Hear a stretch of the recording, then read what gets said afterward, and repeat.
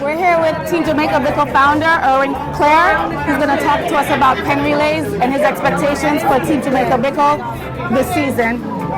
So could you tell us about how the pandemic has impacted Team Jamaica Bickle?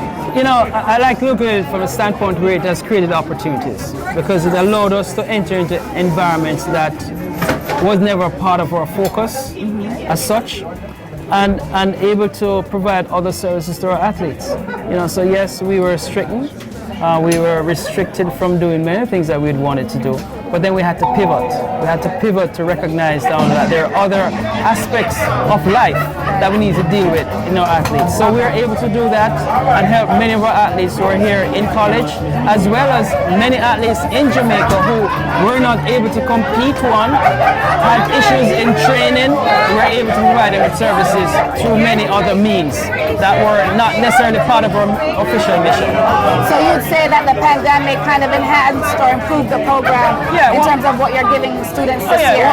The way I perceive life is that when you're given opportunities that were never part of the natural foray, you have to know, adapt accordingly, and this is what we did.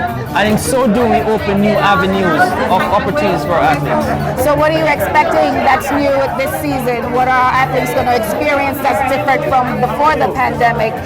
Well, I think what the pandemic has also done for our athletes, it has established to them just how serious their craft is and what the discipline that is required. And so you find that the level of competition and the level of what they have to do, they realize that they have to put in the work. And we've seen it materializing already. So us as hosts, we also have to step up our game. We also have to meet their expectations as well as provide additional opportunities. And that's what we'll be doing this year. And that's why I mentioned earlier on tonight about incentivizing some of the championships to not only to provide a prize to the winning school, but what it means is that we're saying to the school, we appreciate what you have done for the student athlete, and to keep on doing it. So how do you select the schools that participate or benefit from Team Jamaica Bickle? We don't select.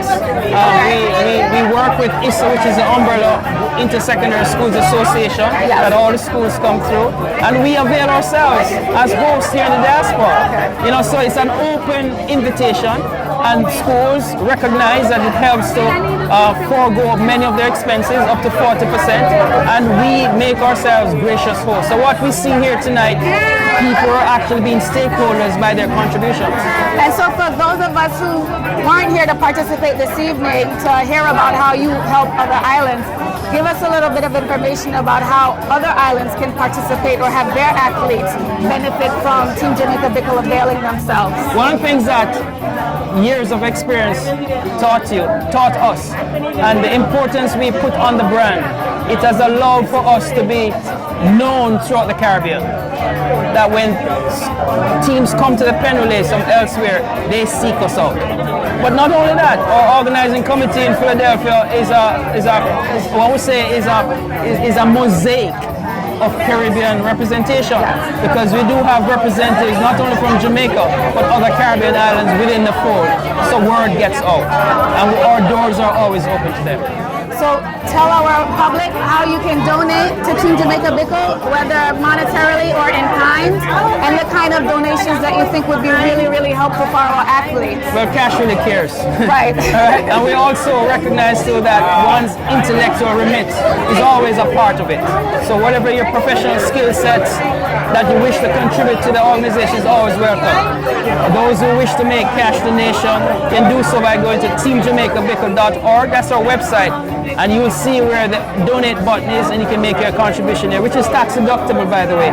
So not only are you satisfying your taxes situation, but you're contributing to the development of young people as they seek to become global citizens. And I know it's kind of early, but how do you expect to, or how do you plan on expanding the mental health services that you're providing athletes through UJA? We see the cooperation, building relationships, which is what we do. Partnerships, because it's not a Team Jamaica Bickle by itself.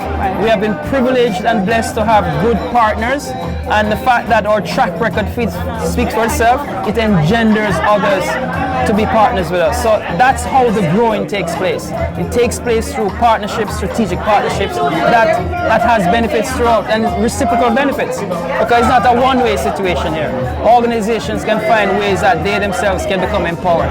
So our athletes are the main drive, and you yourself as a part of the hosting team provides another aspect of that whole relationship that is formulated. All right, thank you, Irwine Clare. Thank you. You're welcome. And a big shout out to Gavin. Where's Gavin, by the way? Where's Gavin? Over here. Gavin is behind the cameras. This is Team Jamaica Bickle's founder, Irwine Clare.